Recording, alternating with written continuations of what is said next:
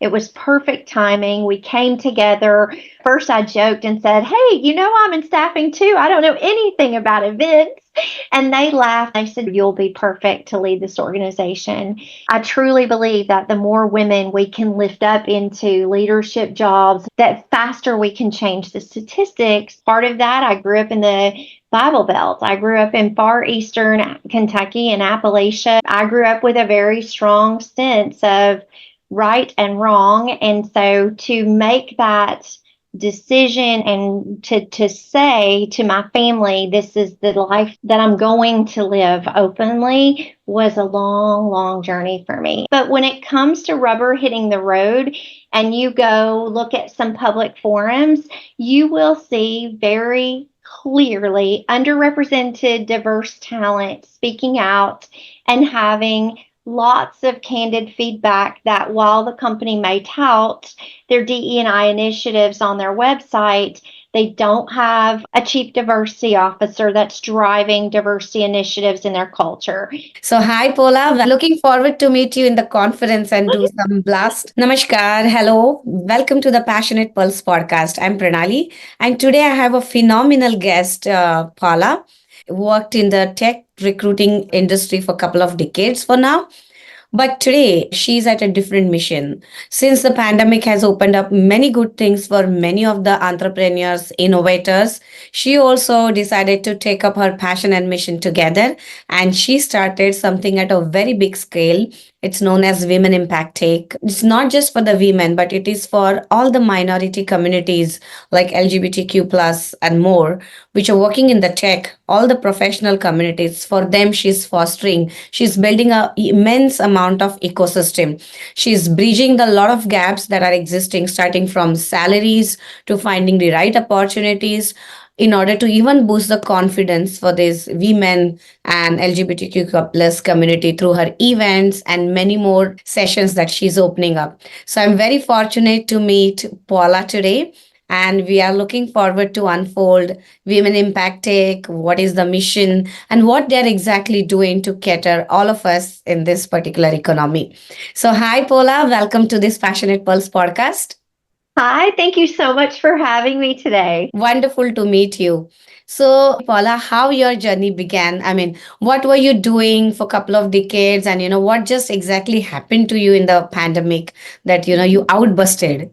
Oh, I love this question. So I've spent about 22 years of my career in an amazing Fortune 120 organization headquartered in the Midwest. I started with them. It was in the staffing industry. I really didn't think it would be a long career journey for me, but they continued to give me amazing opportunities to elevate my career, and I worked with that organization for a really long time. When I left, I was leading about $1 billion sales organization with our largest, most complex client across the world. And a lot of them headquartered in North America, but with a large global footprint. And most of them had very complex labor workforce strategies that they had partnered with our organization to help along that journey.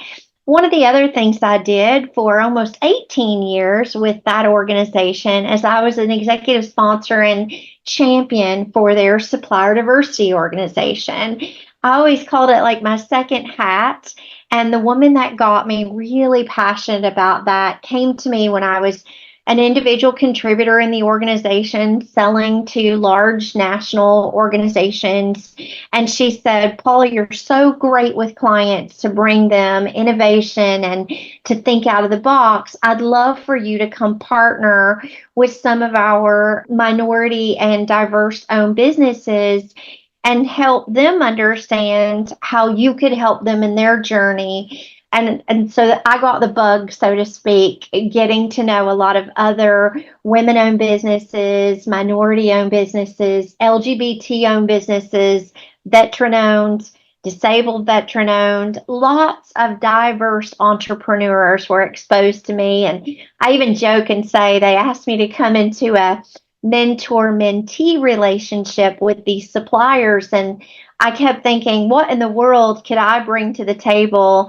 Um, And I still believe I learned more from the entrepreneurs that I mentored in sales and marketing than they ever learned from me, because it was some of the most innovative, agile leaders that were building businesses. And it just impassioned me, everything about our industry that I loved, as far as helping people match with great organizations. Watching these entrepreneurs do that with so many less resources than we had in a big Fortune organization was inspiring to me. So fast forward, the pandemic took a huge hit on so many people, and we were blessed in my organization. We were at the forefront of helping companies that were doing mask production, and that was thousands of employees we were helping companies bring on to do mass production. Then we shifted into a lot of the home testing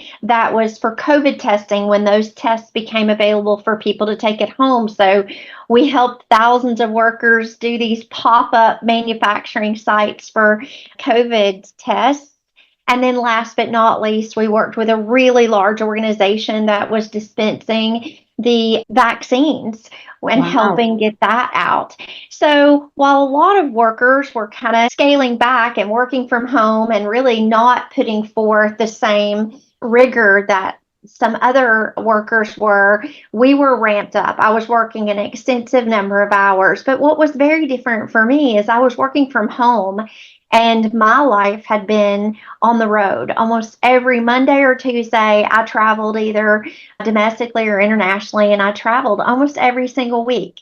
And this was the first time that I was working extensive hours, but I never left home. So for almost 2 years straight, I was grounded. And as fate would have it, I always joke and say I was a late bloomer. I adopted two amazing kids in my life, Wow. and the kids were little. So I got to be a stay-home mom working from home, with the aspect of I wasn't traveling all the time. And it was a blessing. I got to see all those moments that I was missing when I was traveling. And so I decided to just pivot, make a different decision about where I was going with my career journey, what I wanted that now one life to look like post pandemic. I was fortunate. I found these two amazing brothers that had originally started this company in 2018, and they were also in the staffing industry. And several of their clients in the financial tech space had reached out and said, "We cannot find women engineers. Can you help us?" And these two amazing brothers came together and started a division of the company they owned as Women Impact Tech, and decided to do some events to try to foster a community for women in technology and get them very interested in the fintech space. So that's how the business began. They were, I like to say, dabbling. It wasn't a primary focus. They had another business they were doing, but they recognized they were both fathers of girls, and they recognized as girl dads that there were not as many opportunities for women in technology, and that the statistics, as they began to really study women and gender equity in technology, they recognized this gigantic gap. So pandemic shut that part of the business down, and they made the decision to go to market, find a female leader that would come in, take over the business as owner operator, and really nurture this passion project that they had started. So they found me. It was perfect timing. We came together. First, I joked and said, "Hey, I'm in staffing too. I don't know anything about events." And they laughed and they said, "Yes, but you have such a great passion towards diversity. We truly believe, based on all the work as a whole body of work that you've put into your career, you'll be perfect to lead this organization." So we worked together. We hired the new team in 2021, put together our business model and strategy, and then we launched the brand post pandemic. And it's been really rewarding. We started with the events, which we knew would be an area where women could come together, they could support one another. We could branch into, like you said, other underrepresented talent communities in tech. so that it could be a more inclusive strategy of support for where we knew the statistics were working against certain demographics of individuals in tech. So we hosted 7 events around the country. It was hugely successful. Yes, you probably are most familiar. I think you've attended a few of our events in Yes, I San did. Francisco, our one of our best markets, right? And so San Francisco was a huge market. We also did on the West Coast, Denver, Seattle. We supported Boston, New York. We picked up Austin more recently, and then we also picked up Chicago and Atlanta to continue to do some additional support as we saw a lot of technologists migrating a bit out of kind of big tech hubs like the Bay Area and the New York area. We saw more people moving into the Midwest post or during pandemic and then post pandemic. So we have built a really nice following in the Chicago and Atlanta markets as well. And as fate would have it, you think about a natural progression as we built these events for women to network and support one another and be introduced to great companies that didn't just want to hire women in technology, but really wanted to provide a culture for women to thrive in their careers and not just merely survive. But natural progression, those companies, many of our sponsors said, hey, it's great when you drop in a city and you help us, curate a population of really strong women in technology. One of the things we do different, I have a recruiting team that focuses on inviting women to our conferences, not just selling tickets, but really curating a community of women with 5+ years experience in technology. We know that it's a tough culture, and for women to really thrive, they need to be sure that they've done the career journey long enough to know they can stomach that bro culture.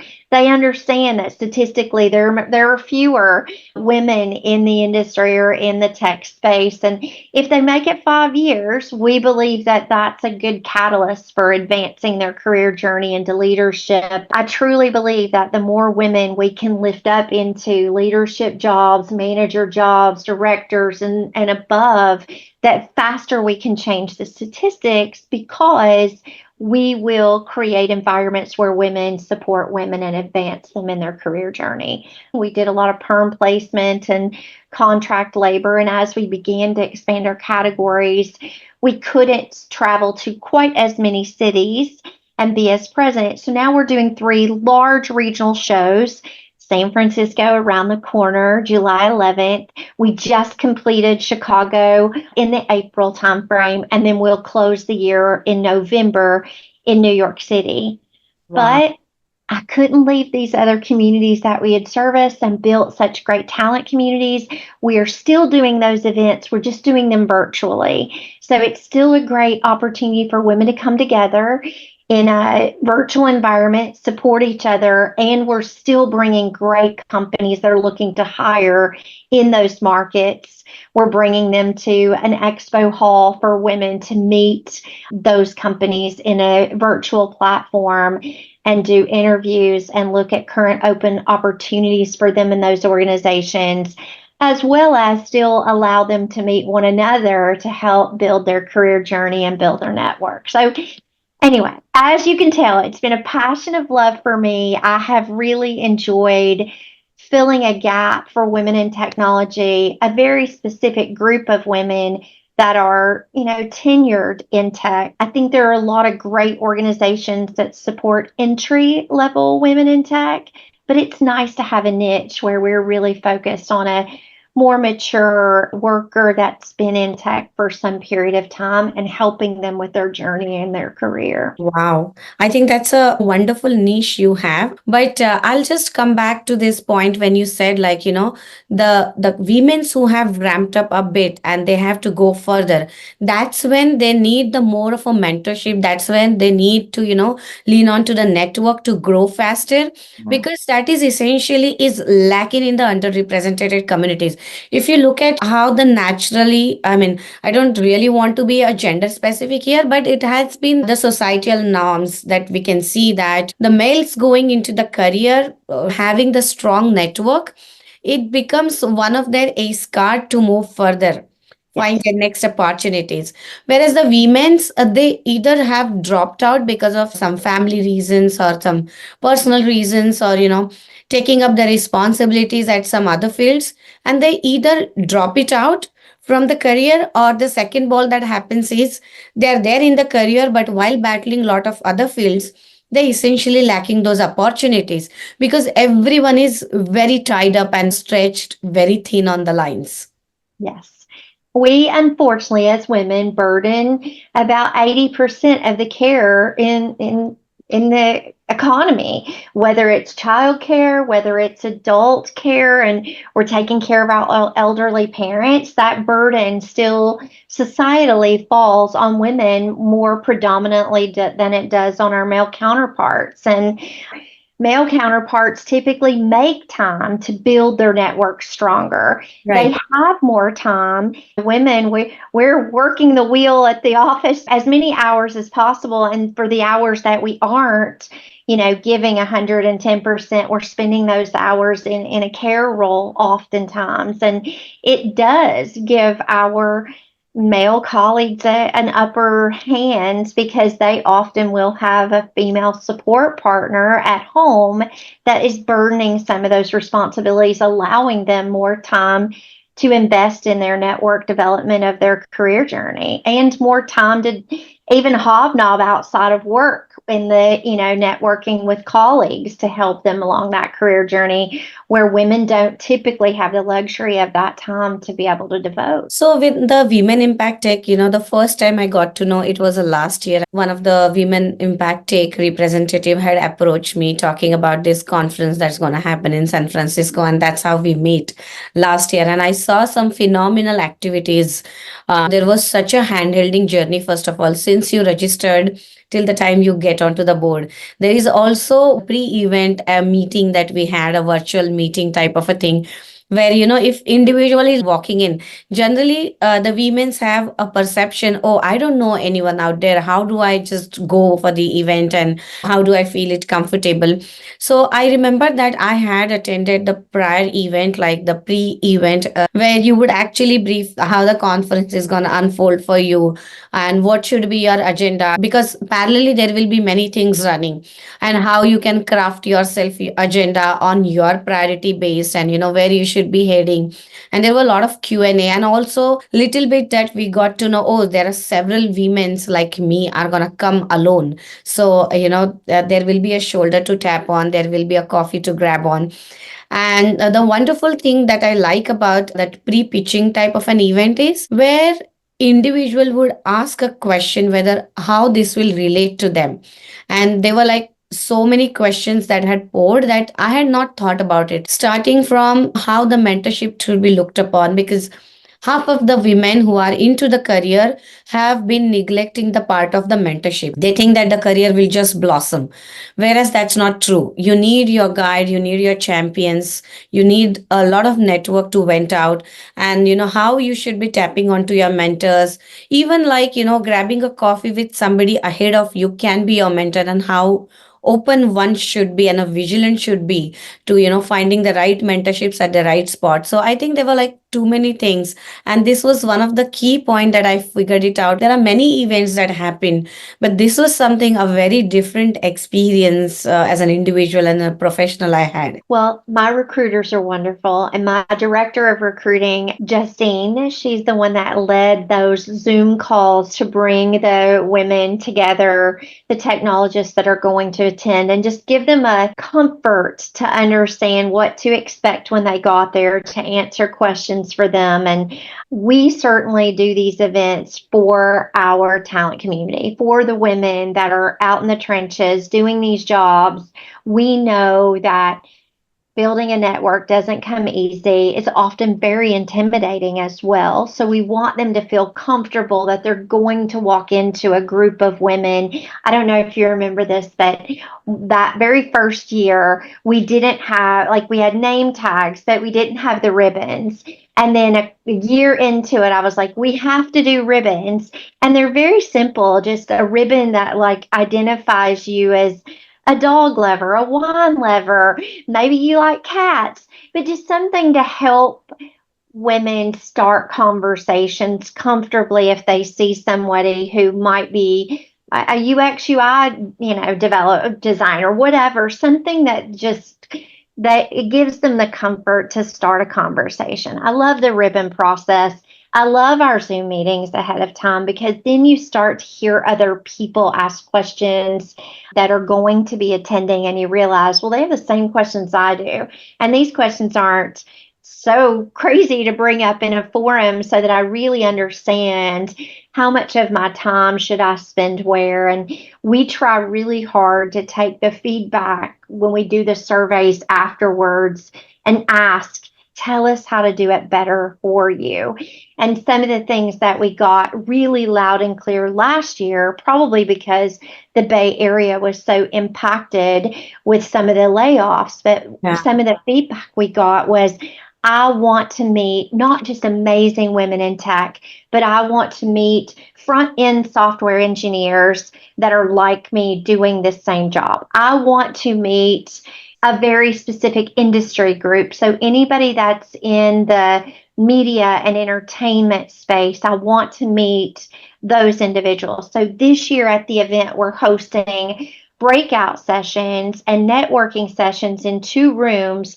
One room is by skill category. So people that in certain skills, they have a time that they can go do a meet up for networking. And then in the other room, we're doing it by industry. So if there's industry specific passions that you have, or you want to learn, could my skills be transferable to this industry? What would it be like? What is it like for you?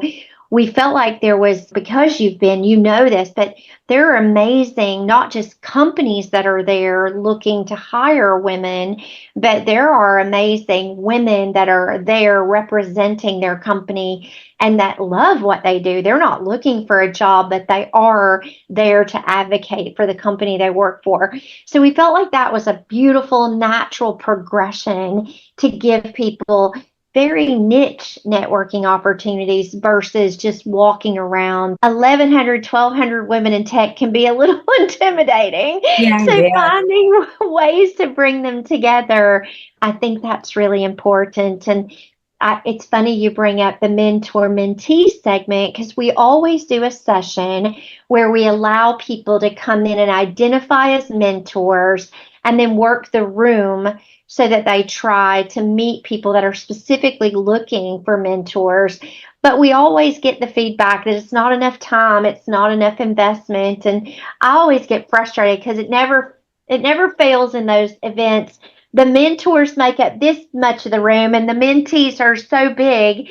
And I laugh and I say, all of you have enough experience to be a great mentor to someone in the room if you find the gap that you're trying to close. Maybe not every gap you have, and maybe not everything you want to grow into, but there's something that we can give everybody. So anyway, we continue with the mentor-mentee. We are making better progress with that. We now have a membership platform that goes beyond our networking events, where people year-round can continue to network on our membership platform. And we've expanded kind of the mentor capabilities there. And a lot of times it goes back to the first question that we talked about, or the first thing we talked about women just not having the time. A lot of women shy from a mentor commitment because of time investment. And we've built some tools in our membership platform to really make it easier for women to give the time and for the mentee to get the most of that time with some very simple pointed tools to help you get through the conversations, record everything, and have that document so it's easier to work through and achieve the results that you're both trying to get. So anyway, I know it's a long answer to your question, but at the end of the day, we focus on the things that we feel our community wants to get out of these events by listening to you.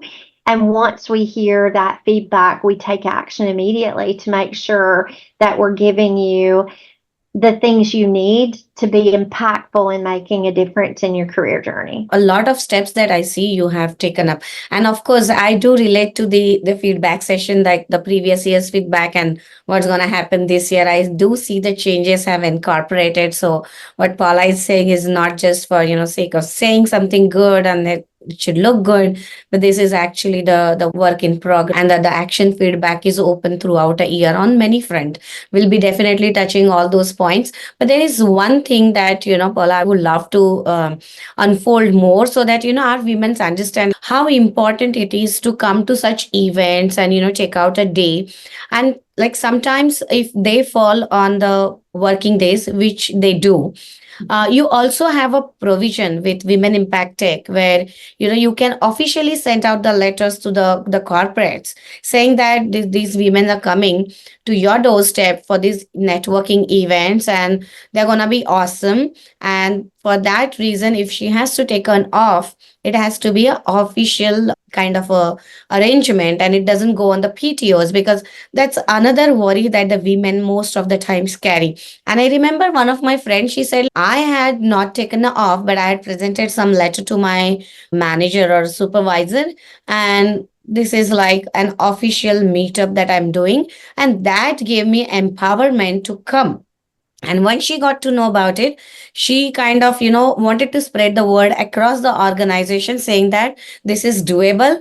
But then there was a friction between the management and her, and then she couldn't spread that word. And I was so put down with that conversation. If this is a time that your organization is not allowing your women to grow, how bad it is, right? And these kind of things, women's are deprived and they're not aware. So I definitely want to bring that point and want to make sure that you address this question very specifically, because this is something is needed. And when the organizations are saying that, oh, we want a diversity and inclusiveness to happen, we want our women's and underrepresented communities to grow, but at the same time you're not allowing them to pave the path, then this is like a huge conflict that they're bringing on the table. Yeah, I love that you bring up this point. We do provide letters on our website so that anyone that's interested, not just certainly the people we invite, but we sell tickets to if someone hears about our event and they want to attend. We make these letters very available so that you can present them to your employer if your employer offers learning and development funding. If they just offer time for learning and development, the letters are there to support exactly what types of leadership they're getting. And you can go to our website. We work diligently to put C-suite executives from big organizations on a stage so that they can see that the women that attend are truly getting valuable thought leadership and learning and development from, we stick to some primary categories, but really career, leadership, tech innovation, tech skills, and really the fourth one is diversity, equity, inclusion, and belonging. So those kind of are the big areas. And we outline all that for employers. And we do hear, hey, I had to take my own PTO time to be here. I couldn't get support for learning and development. I couldn't get support to attend. It really frustrates me that in the Bay Area, especially, who typically the employers in the Bay are so supportive of great benefit packages that are typically better than most to support women, and then they don't support learning and development, and they hold their talent so closely that sometimes it would come across to those women that it is not giving them an opportunity to continue to grow. I do find that often we are promoting, there are other companies in that area that will give you a chance to grow, that have very formal processes for retention strategies for learning and development. And you should be in a safe environment in your workplace that promotes that. They want you to grow. Now, there could always be a circumstance or a project or something you're working on that doesn't allow you that opportunity, but we believe that good employers with great cultures for growth for women will provide opportunity for women to grow through thought leadership, through learning and development. And our events definitely fall in those categories. We will have, at an average event for us, we have 2 stages with thought leadership throughout the day. And at this one in San Francisco, we actually are running 3 stages. Another feedback we got was we had a really strong group of 10 plus years women in tech. We're calling them the leadership group, or the kind of my veteran group, that are coming in saying we want a stage just for those of us with 10 plus years, because some of our challenges are different than people that have 5 years. And being a more mature worker sometimes will put you in other categories where you face other types of business challenges. So we have developed a stage just for them so they can network and get feedback. But back to your point, I really feel like we have to say, as women and as leaders in tech, that if you are not getting the support in your workplace, that you need to consider other opportunities. It's so frustrating. I have a great talent community, and I survey them regularly to ask them, hey, what's happening in your world? One of the questions we ask is, are you happy with your job? And it always blows my mind. 80% will come back and say, of course I'm happy. I love my job. Of that same talent community, I will ask them, do you have opportunity for upward mobility? Can you grow in your career journey at your current job? And 60% come back and say, no, there's no upward mobility for me. I'm like at the height of where I can go in my career journey, but I'm happy. And I just find that to be so mind blowing. We shouldn't have to settle. I know it's important to have kind of that one life or work life balance. And if you find that and you feel like you do get a voice, a lot of times it's tempting to just stay there. But it's really disheartening to know that those are women that could really excel in their career journey and drive huge innovation in tech if they were in a culture that would provide them the opportunity.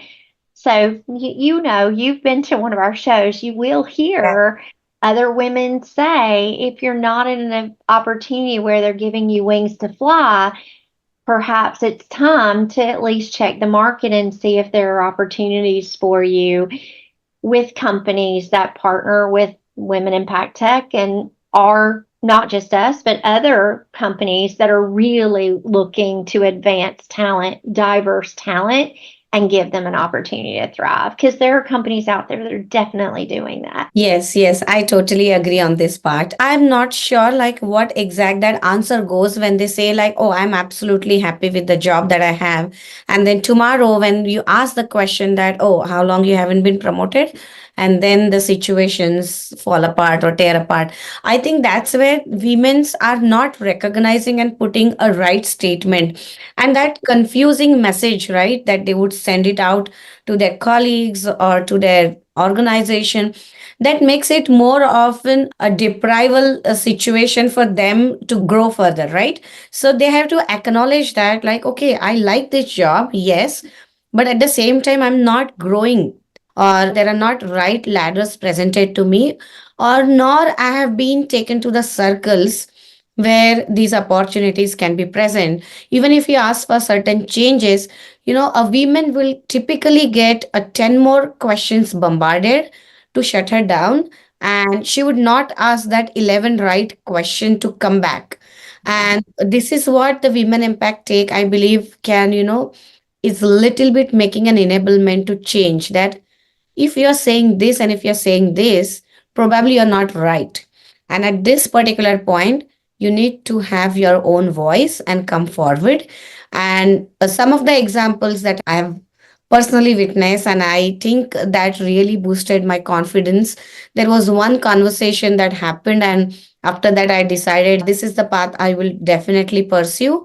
That just gave me a different perspective, by because she was sharing her story. Hey, I had a similar story, Pranali, and this is what I did further. It just opened up on a different channel to me. I'm sure these networking events, if you don't really have to come to find out a new job, but probably a new perspective, a fresh perspective to go back to your own work and contribute and put a different face that is needed to grow.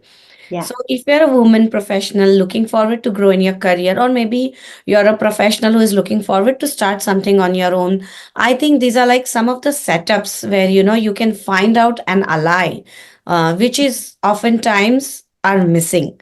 So that way, I find that these conferences are good.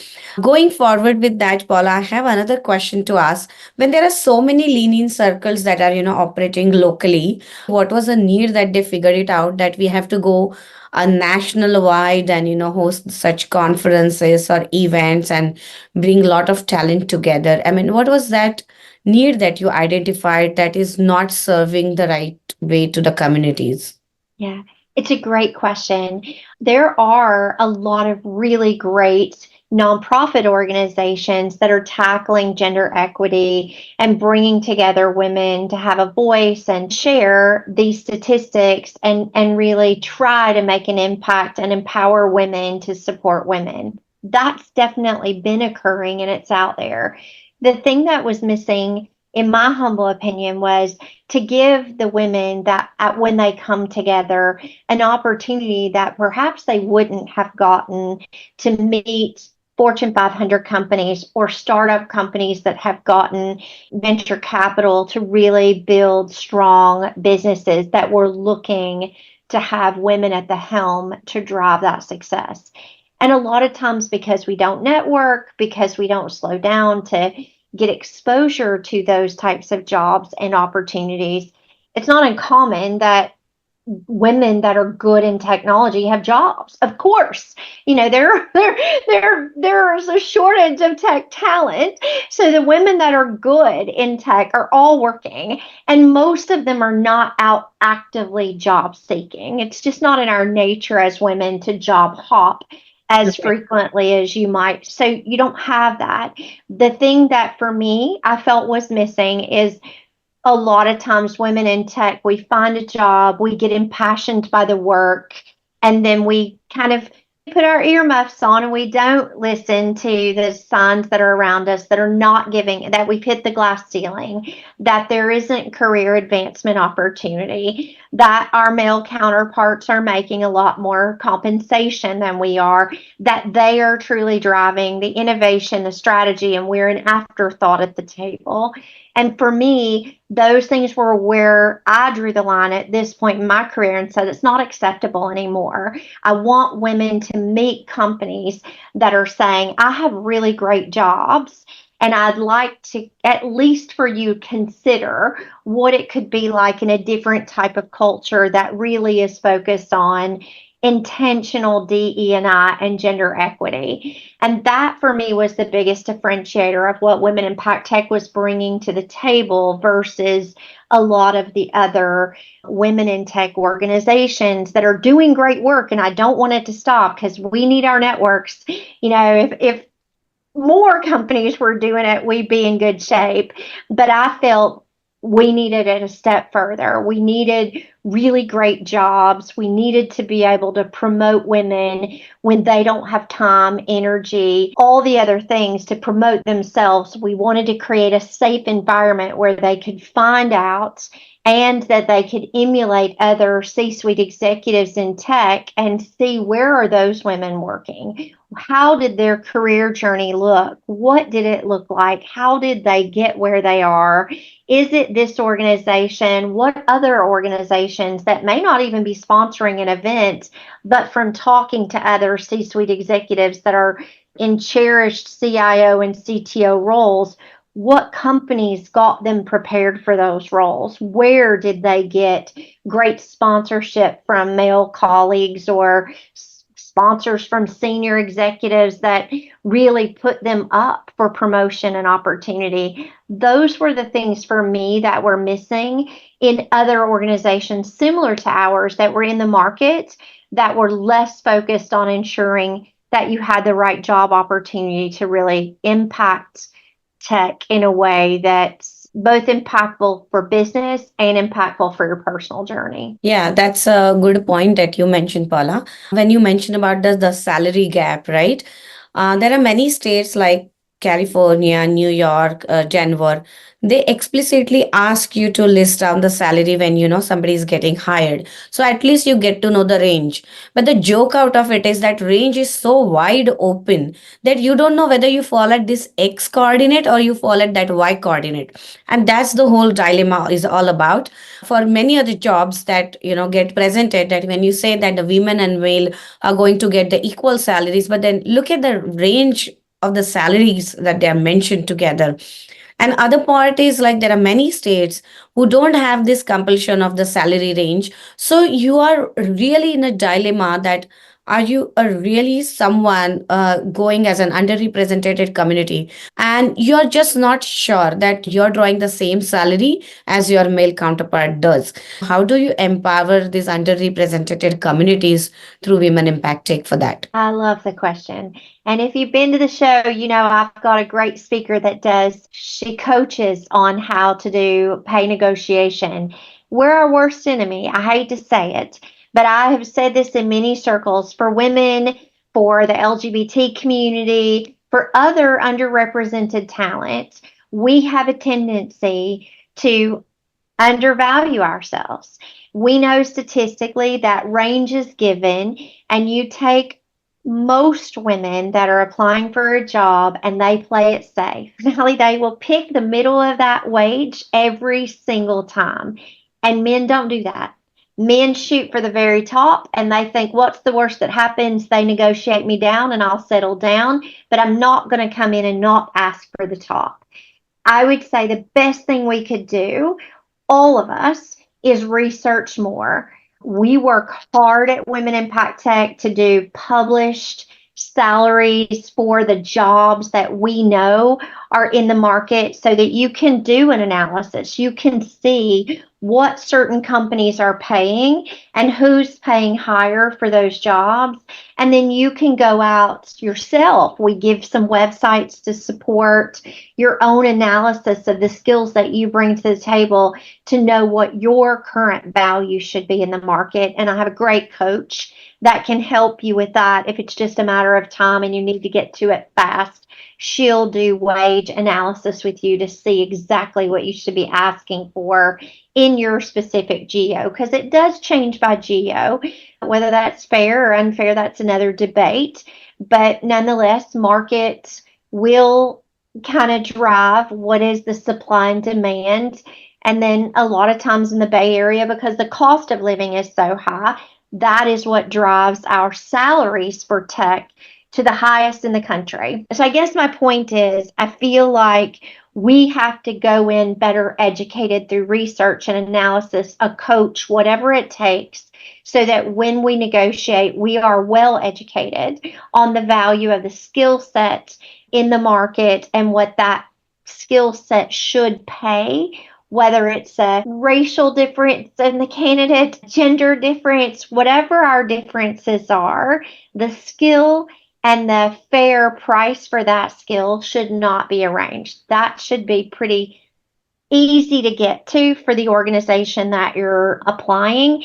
And with tools like Glassdoor and other things that are available for you to really check wages, there's just a lot of ways that you can go in very educated as you go into those negotiations, either for promotion, same if you feel that there's an underpay issue. At performance review, we strongly encourage that you begin to close that gap if you've identified that there's a wage gap for you in your current role as you continue those conversations, whether it's a promotion or just a conversation around annual review time. Those should be very open conversations that women should be having with their leadership on a regular basis. We often don't. It goes back to what I said, we're our worst enemy. And men do it all the time.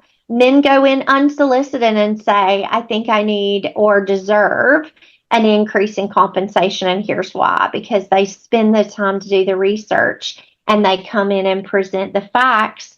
And as women, oftentimes when we get to the point that we feel the need to have that conversation, it's emotionally based because we've found out information that we're either being underpaid compared to a colleague, or we've done analysis and find that. So oftentimes it is not a level conversation that's just matter of fact, like often our male colleagues do better than us. That's good to know. There are a couple of things that you unfolded, and they're very, very specific, I would say. The first part that you mentioned about is women often don't go to the leadership and ask. Now, that's a skill in itself. And many women who do that, they come across as pushy or the boasting their work or whatever, but this is needed. Oftentimes, this is just a one side, the mental pragmas or stigmas that are attached with this kind of notion. However, male colleagues don't interpret the same way. When you go and ask, they are not going to attach any labels to you because they have these conversations 10 other times in their career. Yes. So I don't think that's going to be the case, but it is, I think, our own vicious circle where we draw ourselves, and we really need to come out very strong on top of it. The other particular point that you touch base is oftentimes these meetings that we are driving for the performance reviews and all, they're not well driven. The other person is there to shut you down. That is their job. Consider that I Okay. have a budget, I'm running on a budget, and I have to make sure that I am not falling short of it. And and whatever that I can save my resources and work it out from that. That's my job. And you're Yeah. coming to me saying that you have done so much, but you're not telling me that I've done so much, and you're just going and sitting there like this. What's gonna happen? That I'm just gonna tap into that emotion, and I'm gonna save the resources. So it is equally your responsibility to take that envelope further and say it out loud. So that is again the part that had to, come very strongly. And I think these events or these networking session, I mean, I'm not just saying or boasting just because I'm sitting with Paula that you should just join Women Impact Tech. In general, we both are discussing that it is essential to understand the stories that are happening around and, learn from each other. Maybe somebody out there higher than you has done that before, and it's time to learn. That's all we are just discussing here. But Paula, saying that, is there any the success story that you're gonna drive in this particular event that is happening on 11th of July in San Francisco, where somebody is gonna narrate the story that how she negotiated her salary, how she negotiated for her next promotion? I think that's going to be a wonderful panel discussion to observe. Yes, there will be so many great topics at this particular event in San Francisco. We're really fortunate to have taken a lot of great feedback from last year's show, from our Chicago show, and be able to bring that to fruition. We've changed our location. So we used to always do our event in the Embarcadero area at Pier 27. And this year, we're in Union Square at a beautiful, brand new Convene event location. It is fantastic. We do a Convene show in Chicago in the Willis Tower, and we also do it in the Financial District in New York City. So you'll find while the bay view was absolutely stunning at the Embarcadero area at Pier 27, I think you will love just the state of the art facility that we have for Convene and how many opportunities it gives us for additional speaking stages for thought leadership, as well as we're doing some great pop-up shops to represent.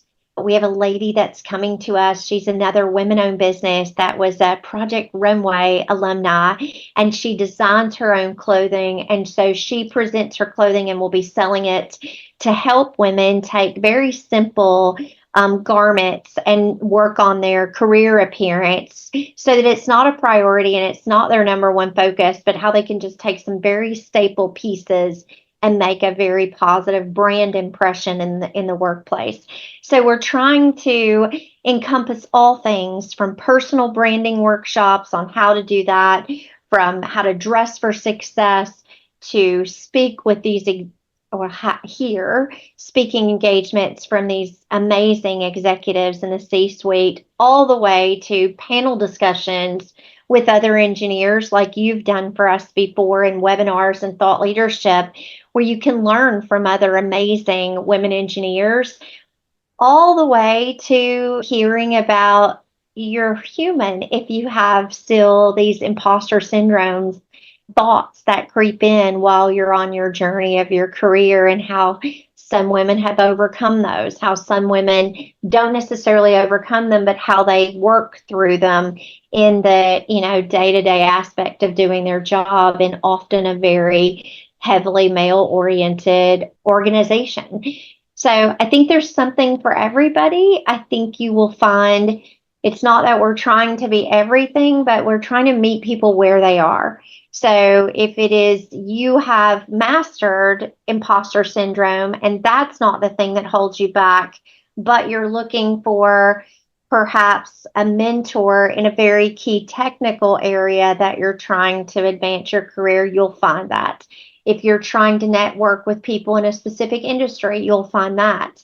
Exactly where you are may be very different from the other women that attend the conference. But if you ask one of our staff, or if you network around, you will find something for almost every journey that women are on and where they are at that moment in their journey.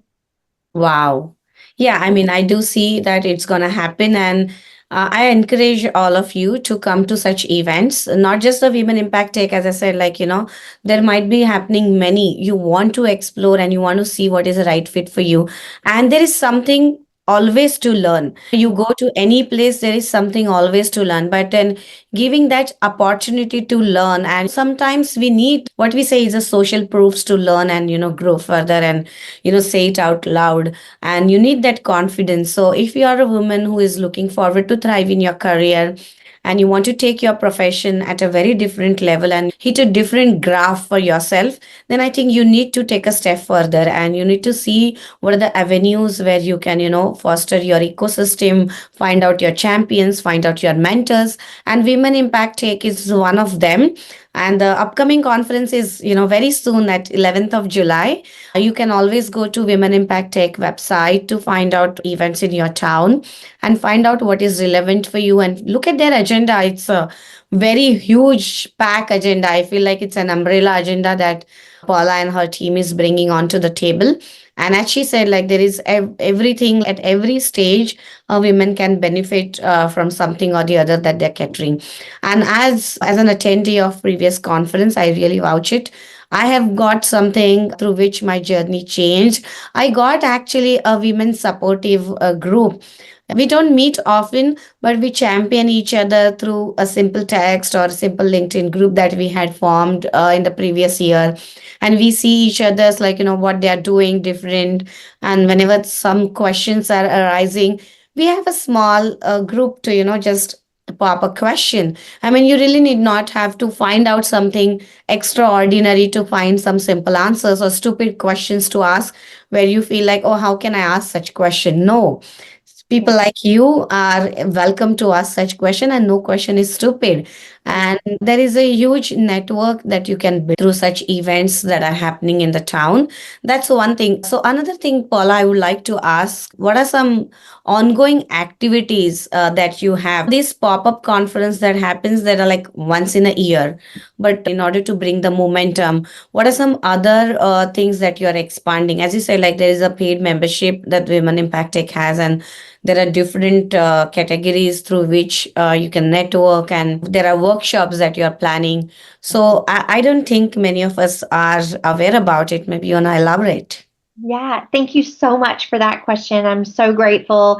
We have a LinkedIn network group that you can join that is not, it's complimentary. We are just continuing to foster a community that you can keep the conversations going on year round.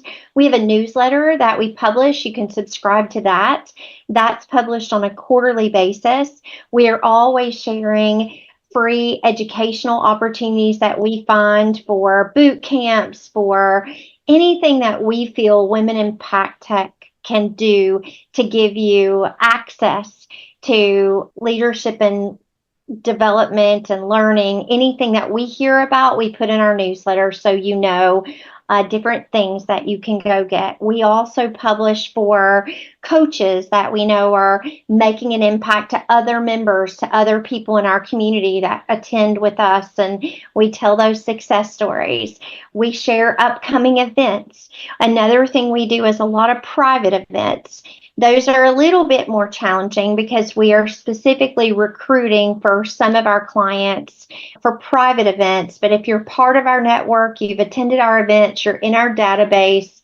So if we have clients that are very specifically looking for diverse candidates with certain skills, we'll reach out and say, hey, we're doing a private event.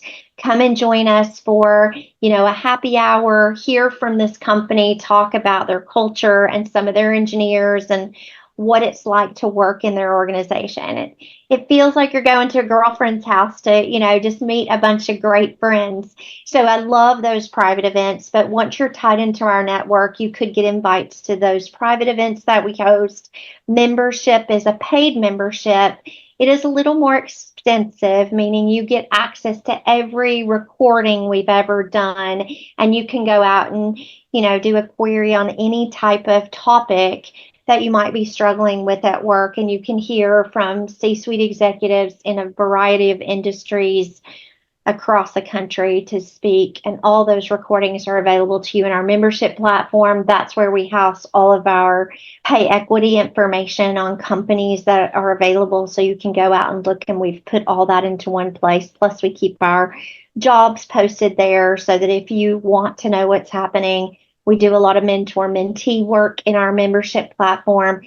And then just informed information. A lot of companies will come forward and say, hey, I want to offer this as a discount to the women that are in your organization. And it's lots of different things. But membership, newsletter, LinkedIn program, private events, and just access to our great recruiters. If you were to find yourself, knock on wood, this doesn't happen, but if you were to find yourself where you were in between jobs, there was a layoff situation, you have a recruiting team waiting and ready to nurture you, to bring you in. You are familiar with us, so it's different than just a headhunter calling you. This is somebody that you can lean on, that you can tell your preferences. You can share the type of journey that you're looking for and be confident that if it's someone we're going to bring to you as a potential opportunity for your career journey, you at least know that that partner is focused on gender equity and diversity and inclusion and belonging. So it's a safe environment to continue to grow your career journey should you get into a position where you were looking for work and it wasn't necessarily your choice. And then the very last thing is we are always looking at our network to say, hey, do you know anybody? So when companies come to us and say, hey, I have this great opportunity, God bless you if you are in a job where you love it and you're happy. But we will say to you, all your girlfriends are not. If you know somebody in the talent community, women, underrepresented talent that is not in a culture that they're thriving and they're looking to consider a change, refer them. If we place someone that you refer, we pay out a $500 referral fee to anybody in our network that refers great talent that's looking to make a change, to give them an opportunity to grow in their career. So there's lots of ways to be involved with us that can be very rewarding. Yes, they are. The one that you said, the referral, say you're not looking for the next couple career opportunities, but if you know someone, you can always refer, you can champion for them. They may not be associated with Women Impact Tech on the regular basis, but you can always onboard someone who is looking forward to it and champion for them, and you can be their ally in a very different setup, but then there is a chance for you to do that, for somebody else to grow. Got one. Webinars. You've been a guest to speak on some of our educational webinars. So webinars are a great way. We try to do one of those a month. And then I would be remiss, because we aren't doing large in-person events every city. Now we do 5 virtual events around the country. So a lot of times women from the San Fran area can join a Denver show, or they can join Boston if there's a speaker talking about a topic, and they don't have to stay for the full event. They can just come and join different speaking engagements that they're interested in. So that's another great way that you can keep getting learning and development and inspiration. Sometimes you don't want to learn, you just need somebody to make you feel like we're not alone in the world and in a Yes, particular yes, we challenge. definitely need that. As I said, like social proofs are Yeah. very important at many a point. There is one more thing, Paula, that I would like to touch. But when you said about championing others, there is a specific ceremony happens towards the end of the Women Impacted Conference, distribution of the awards, and there is one category of awards where you nominate a self-started category, maybe some professional category, or certain skill set category, and those are all the women that are coming on the board, or what you can say is an audition for the rewards, are all from reference. They're not like, your headhunters are not going anywhere and finding those and bringing them, but it is within the network. They have to champion, they have to vouch, and they have to bring the different names that you just cannot even think about. So my question is, what is that process is? I mean, it's a wonderful process, and it's a wonderful thing that you're doing. Hats off to you. I was very impressed seeing, yes, last year some of the awards that were given to someone that we had not even thought about, but Yeah. somebody just nominated in the circle, because I know someone from that industry, and probably it is not related directly to the tech, but it is maybe media, it is maybe some different entrepreneurship that women is doing, and those are the people have also received the award. So my question is, what is that one due diligence that you do when you receive a lot of nominations to add the right credibility and have the crown seated on the right head? And second thing is, what spurred you to create this kind of championship and allow others to foster others? I love this. So we actually do three big awards. Our first award is corporations that are not just talking the talk, but truly walking the walk. So we do Women Impact Tech 100 award winners in corporate category. And that category, we did that because so many companies will put on their website, they're doing this, they're doing that, they say all the right things. But when it comes to rubber hitting the road, and you go look at some public forums, you will see very clearly underrepresented, diverse talent speaking out and having lots of candid feedback that while the company may tout their DE&I initiatives on their website, they don't have a chief diversity officer that's driving diversity initiatives in their culture. They don't have a culture that allows for being diverse, bringing your authentic self, and they will give that feedback in very public forums. So that was the first award we did, where we took a lot of different public forums that were available and we analyzed all those. We built categories, and then we gave awards for 100 companies, three areas of size: small companies, mid-size, and large. And then we did statistically look at the feedback from the employees to determine, were they truly walking the walk and not just talking the talk. So we give 100 of those awards in three different categories. We also believed it's great when a company does it, but often behind that company's practices, there are women that are driving an impact in our industry or in tech in general. And we want to recognize the individual woman, regardless of whether she's in a big organization, she's an entrepreneur. If she's making an impact in tech and she's paving a road for other women to follow her and pulling women up, supporting women in the industry, we wanted to recognize those and maybe even making a bigger impact in DE&I initiatives, specifically in tech. So in that category, that's the one where we do open nominations. We open it to all talent, to everyone, right? If you're familiar with our brand, it's going to be easier to find out about it because we post it on our website, we post it on our social media sites. We send it out to any woman who's ever attended our event that knows what our mission and our passion is to elevate women in technology and to close the gender gap. So we do take nominees from all walks of life, and we're right in the middle of it. So it's perfect that you asked the question. We open those up for June. They're all of June, all of July. And then we will close nominations the end of July. We have 6 judges that we select that were honored last year as women of impact. And those 6 women then judge all the submittals that have come in through nominations. And they go through a very pointed process to judge the steps that we talked about. Have they made an impact? What is their impact? And they compare it. Now, not every judge judges every single nominee, but we break it so that every nominee gets at least 3 judges. So they round robin, everybody judges, and that's how we select our 50 women of impact every single year. And then we announce that on International Women's Day in September of this year for next year, 2025. And then our third and final award is for talent acquisition. So it's one thing when a company builds the right culture, but if you don't have talent acquisition leaders at the helm, hiring great, diverse talent and Wow. ensuring This is that a panel. wonderful category, Paula. This is Yeah, a wonderful category to have because yeah, if you don't have that right filter, doing yeah. the right job, you're gonna fail. That's it. So now we recognize a group of talent acquisition professionals that are ensuring they're paving a way to hire diverse talent into organizations. So we recognize the companies first, and then we recognize the women either within those companies or entrepreneurs, women that are paving the way for other women in tech.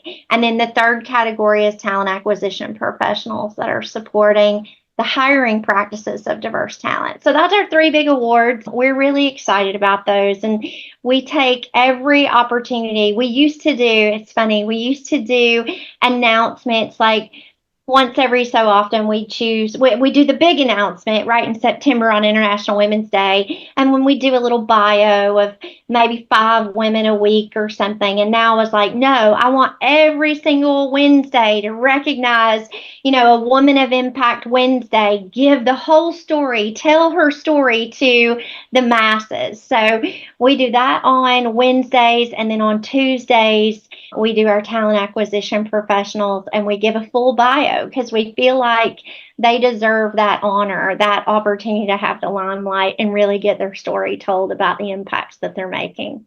Yeah, Thank you that's for bringing wonderful. that up. Saying that, I have one question. When we say the nominations that you can vouch for somebody else, at the same time, women often forget that they can also self-nominate.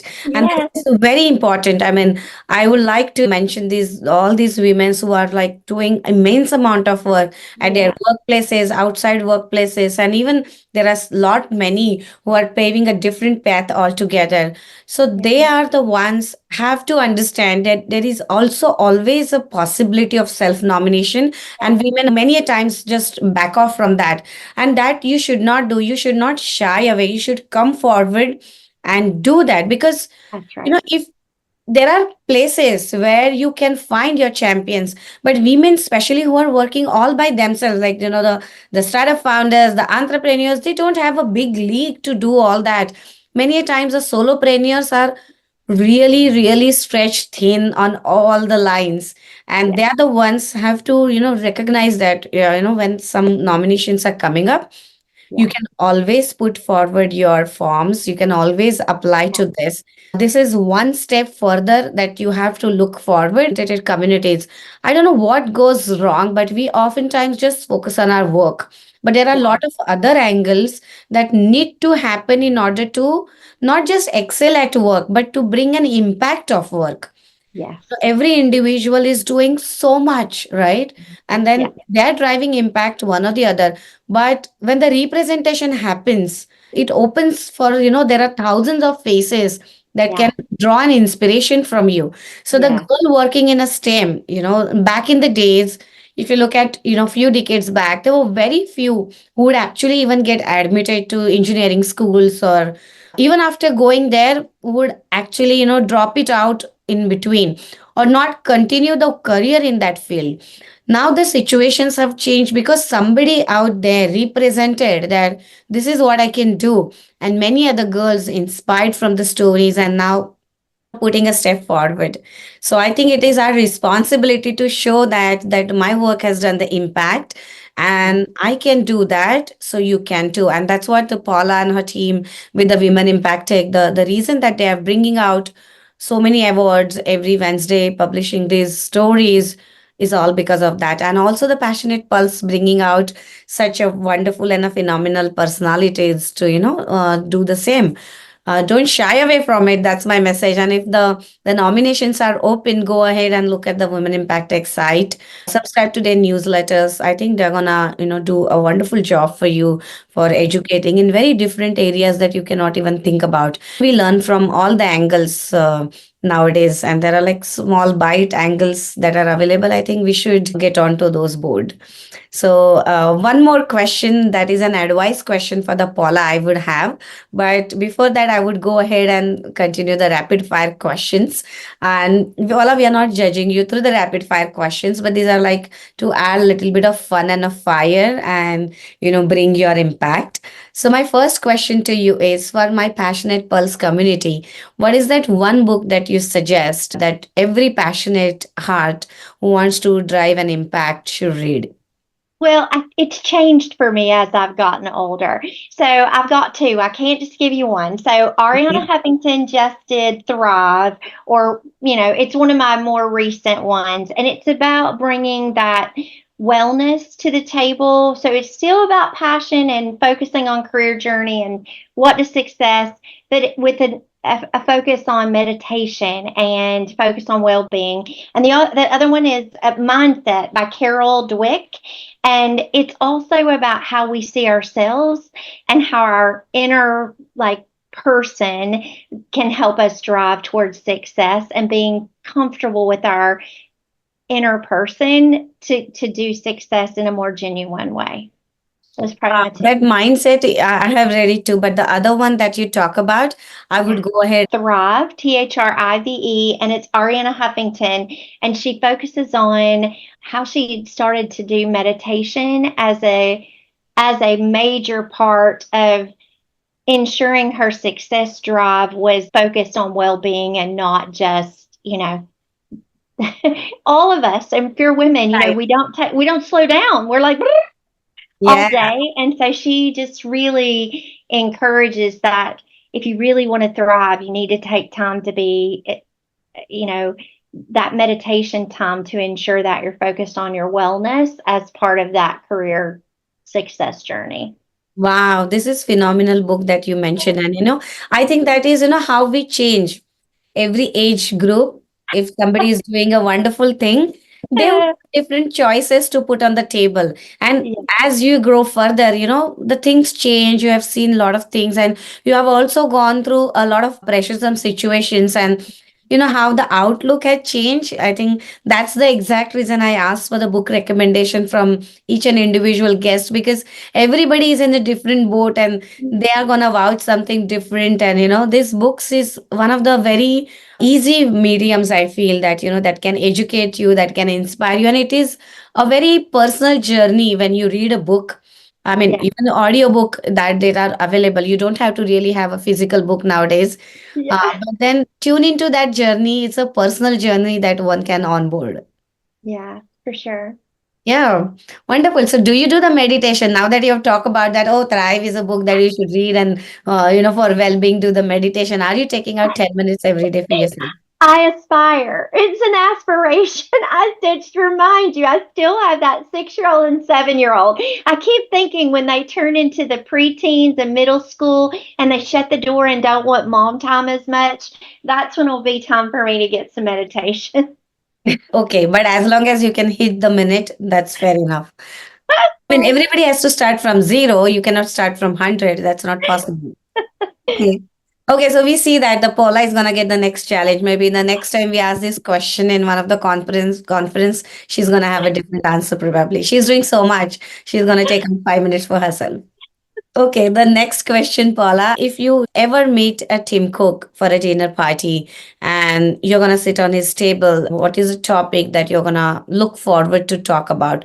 You're in tech, representing underrepresented communities, and doing so much of work. So I'm interested to understand what is that topic would be. For me, that's probably the easiest question. It's innovation. Where does innovation come from for success for their business? Where do they drive those idea generators for innovation? I think we all find innovation in different ways, but I think really strong leaders often have a knack for how they get it in their organization and they continue. And with a company and success rate that he's had, I'm sure that would be a great topic for dinner. And I would give a plug. I have a niece that works there, so I might give a plug for shamelessly. He took her from Southern Indiana to California, so I might make sure he knew her name. Wow, wonderful. Yeah, that's a good test to do. You meet a lot of organizations because you're driving them. There are a lot of private events. Even you're teaching a lot of organizations how to take DEI to the next level. There are a lot of sessions that you're doing with them. So my question to you is, if you meet some organization looking forward to scale up, and when they say that, oh, we are DI focused, so what is that one liner you have it for them many a times? Measure success. It's one thing to say that you're DE&I focused, but where often organizations fail at their DE&I initiatives is they don't measure success and change their strategies when those numbers aren't achieving the long-term results that they had hoped from their strategies. Oh, got it. I think that's a very realistic way to, see whether you're walking the talk or you're just talking the talk. Wonderful. My next question is all about the women's who is into the tech or any other profession. What did see like, you have been observing trends in the staffing industry for many a times, especially with the Women Impact Tech. You have been looking out many trends together and collecting a lot of data statistics with the progress measures and everything. What do you see like, the women, the future women who want to, succeed in the tech career, where the trends are aligning right now? A couple of big trends that we're seeing is that really great opportunities in tech are coming in areas that are least expected in different markets than we expected. Markets like Houston, St. Louis, Austin continues to grow. So smaller cities that weren't always known as Phoenix, weren't always known as the tech hubs. We're seeing significant opportunities for tech leaders and for women to advance their careers in these secondary cities that were not really known for tech in the past.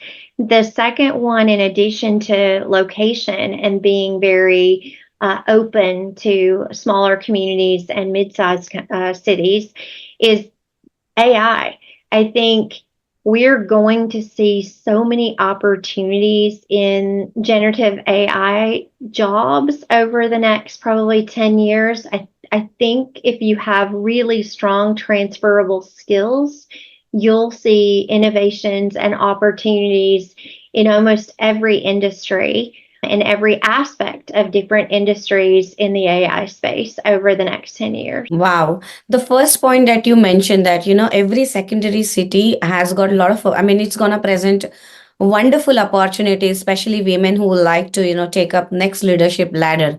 And for that, I would really like to mention here that those are the opportunities shouldn't be overlooked. If you're getting something, go for it. We all have the family setups, but don't shy away from discussing those opportunities with your partner. Just because you're not talking about it, your partner is not aware and probably is not taking the right move. If it would have been the other way around, you would have gone with your partner, right? So I think if you're getting such opportunities, just be open if you want to grow in this path and you're getting something which is probably right now in the setup that you are is not presenting. I think you should go for it and just be open towards it and discuss it in your family. And just, you have to create your own champions on all the lines. Yeah. The only thing I would caveat that with is I did a great recorded webinar Friday with an amazing person that represents the transgender community. And we talked about LGBTQ rights in the country. And I do think if you're in the trans community, there are cities that I would do a little research and companies I would research and be careful about those opportunities and ensure that you are going to a city that will protect your rights and that you are going to be in a state that helps protect your rights. And I wouldn't make those decisions lightly, but for other people in the LGBT community, I don't know that they're going to have the same challenges necessarily as we're seeing some of the harder, more upward challenges from legal rights for our trans community. Oh, yeah, that's a wonderful point that you put forward. Yeah. It's, that when you're looking out the next opportunities, you have to make sure that there is a safe environment that comes along with different geopolitical situations that we are in. Yeah. And this was so good to just remind me that, that community just has to be more due diligent in their legal rights and in their research of their companies to ensure that they're also, it's all the other things we talked about, just about being true to your DE&I initiatives and ensuring those organizations are not just talking the talk, but walking the walk. And you can do the same to an organization in researching where they're spending their support dollars and their philanthropic dollars. Where are they? Are they supporting organizations and issues that support the LGBT community? So I thought that was such a great point that now it's heavy on my heart, and I will do a better job at that as we're bringing partners to the table for our community as well. Wonderful. And the last question of the rapid fire is since you have been with this Women Impact Take for 4 5 years now and have churned immense and done immense for the nationwide community for underrepresented and women, what is your one satisfactory moment that you hold on to, which propels you forward out of all the challenges, out of tremendous work that you are doing day and night for this Women Impact Take? My staff. They believe in our mission as much as I do, and they are passionate at telling our story and bringing in both community organizations, other WBE, women-owned businesses, and diverse-owned businesses to support their journey, our talent community's journey, and to bring in corporations that align to our mission and our objectives. And to have a staff that does that and supports you every single day, even when some days it's hard to, continue on the journey, having that entire group of people behind you continuing, even as the leader, to build you up, that's probably the greatest reward of it all. I think this is also a bi-directional relationship, Paula. I mean, I definitely vouch for your staff. I know a couple of them. I've been interacting them this year, last year, and the same names have come. Okay, it's not like there are no changes. The same names that I interacted previous year, this year also for whatever that we put together in a very short span of time. I see they are really doing phenomenal job and they're very committed on a lot of fronts. So there has to be something that needs to be learned from your management or the leadership style, because of which the staff is also pouring more than 100% to their tables. So what is that secret sauce? For me, I think that secret sauce is being authentic, being genuine, bringing the love of your business, the love of your life, the love of your family, and having the foresight to know we're all human. They are going to have a love of their family and their passions, and being open to have that in our community of what we're trying to accomplish and weaving that all together. I think that's what matters most. And being open to it as a leader to ensure that they have PTO, they have time to embrace all the other things that make them that help them bring their authentic selves to the table to passion and support our mission. Wow, wonderful. I think this is a key secret for any other organization leaders who want to take everything further and scale it up.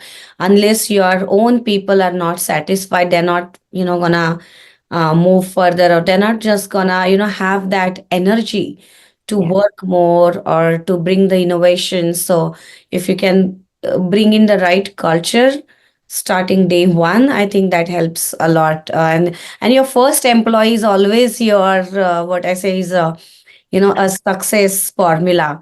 Your Yeah. first employee is your rocket ship, honestly, like, to take it further.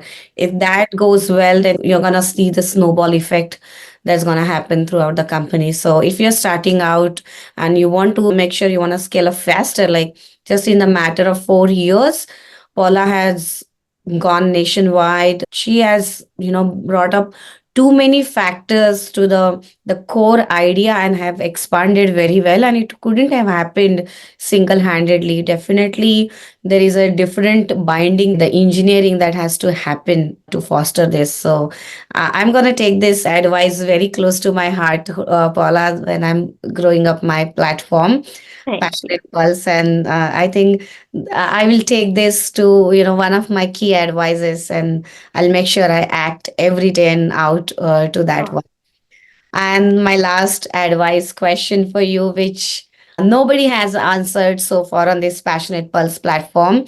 I could not find probably the representatives who would take a step further and come on the board to talk about it. But underrepresentative communities like LGBTQ plus, those identities, accepting their own identity at workplace, at their families, at their community place, what type of advice you like to give it to those people? So far I could not find out a representative to come who would just talk oh. in front of the camera, in front of the open setup. I'm really looking forward for that bold statement to come out, and have the family support them, but at the same time an individual to go out loud and say that I am this identity and I've accepted it enough, and now it's your job to accept me. Well, that is such a hard journey and so different for so many different people. I turned 55 this month. So for me, I will tell you that journey of coming into my own and accepting who I was, who I am as a human with my own sexual orientation was a really long journey. Part of that, I grew up in the Bible Belt. I grew up in far eastern Kentucky and Appalachia, and I grew up with a very strong sense of right and wrong. And so to make that decision and to say to my family, this is the life um, that I'm going to live openly was a long, long journey for me. And it didn't happen until I was, you know, probably in my 20s, post college. And then, my family attempted to be supportive in the best way that they knew how. And it still was a journey for me to see disappointment in my family. And I think I was an only child. So that was a very it was difficult for me. And then it wasn't until, um, we had the rights to legally marry that I felt, oh my gosh, this now is the time that I can openly marry, make a decision to adopt children and have a family, and feel that all of that, it's crazy as it sounds, I needed that legal kind of justification of my lifestyle for me to feel very comfortable to live my authentic life. But that took such a long time. I was in my early 40s when I was given that opportunity and luxury. And I look now at individuals who are able to do it in their 20s and teenagers that feel very comfortable to come out with their, preferred pronouns and be proud of who they are and know that their family is going to be accepting. And I'm sorry that you haven't had anybody stand up and support where they are in their journey and where they support other LGBT community members, because I feel like we still have such an at-risk youth population of the LGBT community that doesn't feel comfortable. Some communities have embraced and supported and have great laws that support our youth, that support our trans community, all the LGBT communities, but some states are still keeping, legislative opportunities there to not allow people to live their authentic self in this country. And it's disappointing and it's frustrating and it's hurtful. And I feel as a Midwesterner in Southern Indiana that the more that I'm comfortable in my skin and I come out as a mother with my wife and our two children, and we present as, church going normal family, I think the more people we meet. I'm the Girl Scout leader of my daughter's Girl Scout troop. I'm active in our HOA. I am still definitely a minority in our community, but the more that I'm outspoken, I feel like I will give parents who might face the challenge of their children's just coming out and they need a friend or someone to talk to about that. I can be that person. I may not have the answers, but I certainly will be there and support them with love and help them through the journey. And I feel that way about children that might be on a journey of their own personal acceptance of who they are and how they feel about themselves as a human. And I want to be a support for that. And I applaud teachers and anybody in social environments that will step up, that can have a voice and that will support our youth, because I do think that's still a really risky group where they aren't always feeling that it's an environment that they can be honest and bring their authentic self and be safe in their journey to come out and be open about who they are. Oh my God. I'm sorry to hear what you had to go through. Accepting own identity when you get to know at whatever point, maybe in 20s, in teenager itself, and still it took couple of decades of time to start your journey and put it out on the family front and move forward. I think that's a really hard journey, because Yeah. there is so much suffocation that the individual would go through.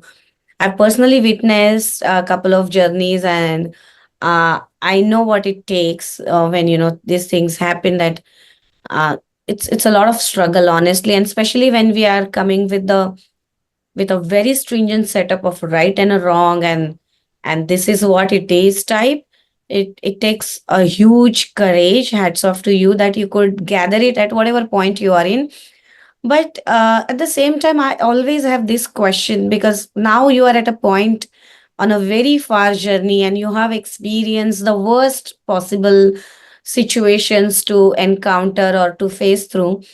What do you think that the one change, or the one turning point you could have got it at that point, that would have really shifted you far ahead of time than now when you say that where the teenagers are accepting and this going out loud and saying that this is my pronoun, you feel so happy about it, that Yeah. they have this confidence and a courage to take further. Somebody has done so much of a groundwork for that to stand, right? Yeah. And you were probably one of those who have done this hard journeys and laid out this the red carpet for the future generation to accept their Yeah. identity so swiftly. So what do you think that the one change would have really happened? Maybe there are many communities out there are still struggling to give that enablement. So what do you Yeah. think that should have happened that would have changed your life far earlier? Yeah, I don't know that was one for me. I think for me, it was just a compounding. It was culture, it was geographic, it was societal, it was all of those things. I think, you know, even religion today, we still have religions that don't embrace and support same-sex couples. And I think when you have been told this is right and this is wrong, and you are now feeling conflicted by that in your skin, I think, I don't know that it'll ever just be one thing, right? I think a lot of things have to happen to give you that confidence and um, give you the support you need to be able to take the step forward and do it with confidence. For me, my journey, I cannot ever pick one thing. It took a lot of compounding things for me to have that confidence.